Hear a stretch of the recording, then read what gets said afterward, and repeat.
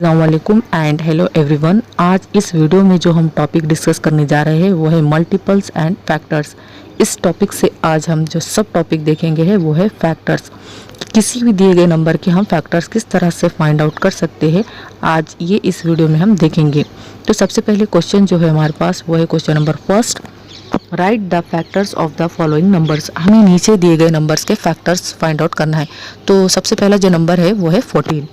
तो सबसे पहले हम ऑब्जर्व करेंगे कि ये 14 किस किस टेबल में आता है। अगर हम ऑब्जर्व करें तो ये 14 सबसे पहले जो आता है वो है 14 के टेबल में, यानी 14 वन ज़ा 14 होगा। उसके बाद अगर हम फिर से ऑब्जर्व करें तो ये आ सकता है 7 के टेबल में, यानी 7 टू ज़ा हो सकता है 14। तो इसके जो फैक्टर्स लिखेंगे हम वो किस तरह से लिखेंगे। एक फैक्टर तो हम लिखेंगे 14 वन ज़ा 14, और जो दूसरा लिखेंगे हम 7 टू ज़ा 14। 2 7 ज़ा भी 14 होते हैं, लेकिन बात तो एक ही हुई, 7 टू ज़ा 14 या 2 7 ज़ा 14। तो अब इन दो टेबल्स के अलावा ये किसी भी टेबल्स में हमें ये 14 नज़र नहीं आएगा। या तो हम लिख सकेंगे 14 वन ज़ा 14 या तो लिख सकेंगे 7 टू ज़ा 14। अब जब हम इसके फैक्टर लिखेंगे तो किस तरह से लिखेंगे। तो factors of 14 is equal to, factors of 14 is equal to, अब जो हम ये जब इसके फैक्टर लिखेंगे तो हम इसे लिखेंगे असेंडिंग ऑर्डर में। तो सबसे पहले लिखेंगे 1, उसके बाद लिखेंगे 2, उसके बाद लिखेंगे 7 और लास्ट में लिखेंगे 14। तो फैक्टर्स ऑफ 14 हो जाएंगे हमारे पास। लिखेंगे हम 1, कॉमा डालेंगे, उसके बाद लिखेंगे 2 और उसके बाद लिखेंगे हम 7 और लास्ट में लिखेंगे हम 14। तो इस तरह से हमारे फैक्टर्स हो जाएंगे 14 के।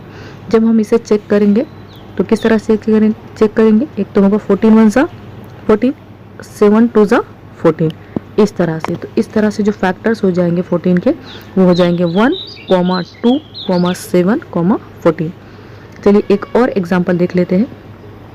अगली जो एग्जांपल है वो है हमारे पास 32।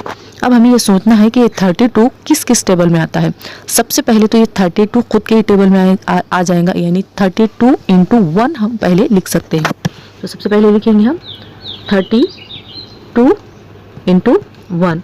उसके बाद अगर हम सोचें तो ये 32 फिर से आ सकता है 16 के टेबल में, यानी 16 इंटू 2 हम लिख सकते हैं इसे, यानी 16 इंटू 2, ये एक हो सकता है। उसके बाद हम अगर ऑब्जर्व करें तो ये 32 8 के टेबल में भी आ सकता है, यानी 8 4 ज़ा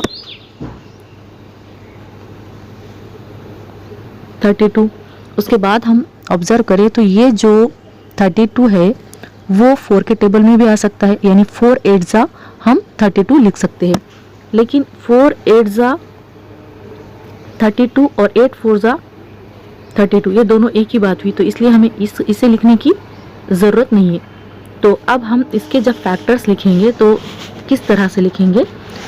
हम इसे लिखेंगे असेंडिंग ऑर्डर में। तो सबसे पहले लिखेंगे हम 1, फिर लिखेंगे हम 2, फिर कॉमा डाल के लिखेंगे 4, फिर कॉमा डाल के लिखेंगे 8, फिर कॉमा डालेंगे 16 लिखेंगे और लास्ट में लिखेंगे कॉमा डाल के 32। इस तरह से ये हमारे 32 के फैक्टर्स हो जाएंगे।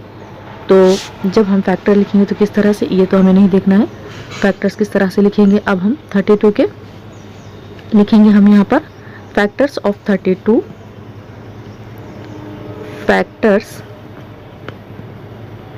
ऑफ 32 इज इक्वल टू डालकर लिखेंगे हम।